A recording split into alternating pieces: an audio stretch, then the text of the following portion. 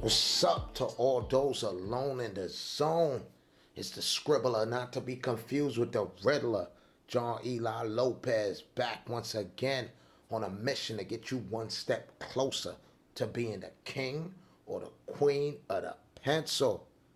And today we'll be discussing the difference between realistic, stylized, and cartoon drawings.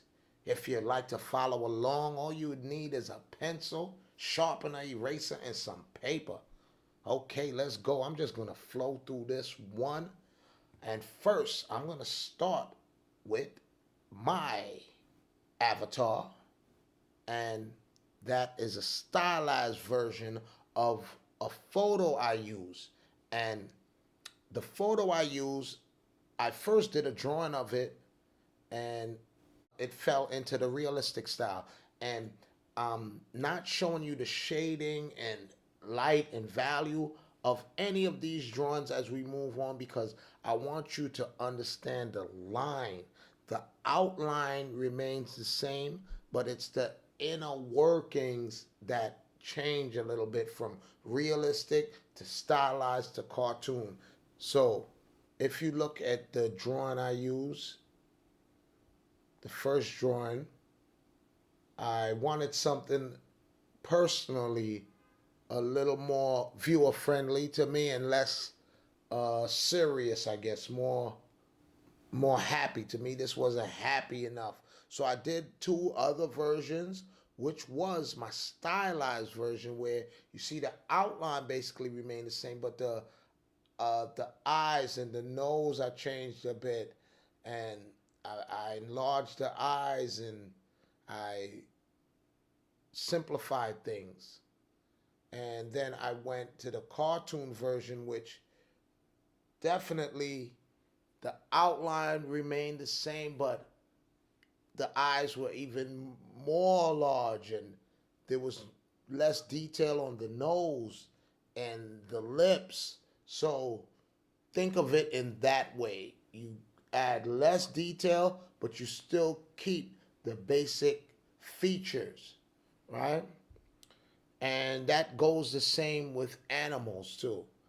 So if you see an animal, and I chose this one, a tiger, I wanted a animal that presented danger, and to show that you can still keep that danger feel once you are going from realistic to stylized. And as we move on, the tiger still looks threatening, and that could still be even translated once you move from stylized to cartoon. But I just wanted to show you guys that you could take it even further now. Same outline, and just turn it totally friendly, right?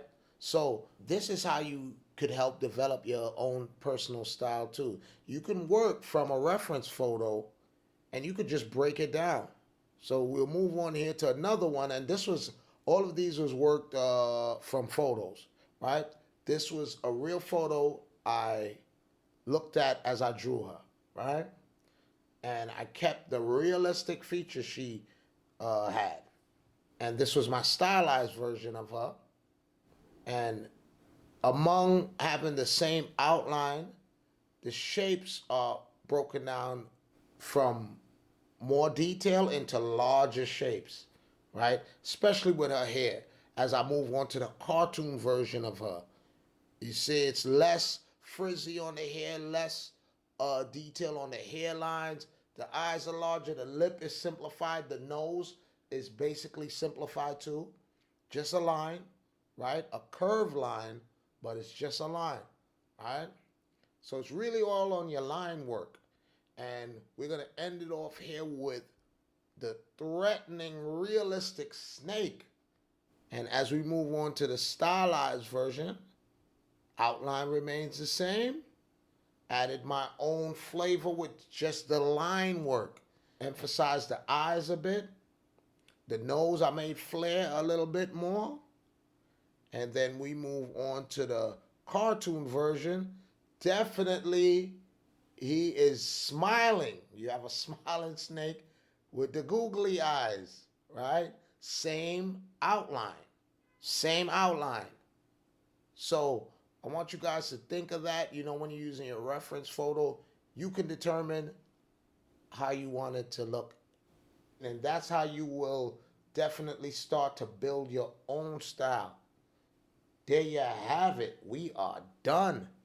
Very nice.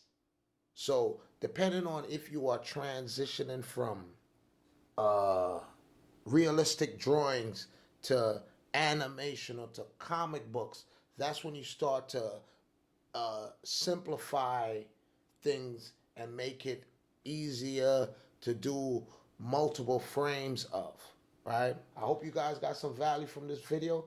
If you did, snap at that subscribe button, hit the like, leave a comment. Any feedback is appreciated. So until next time, John Eli Lopez signing out. Y'all be good and be safe.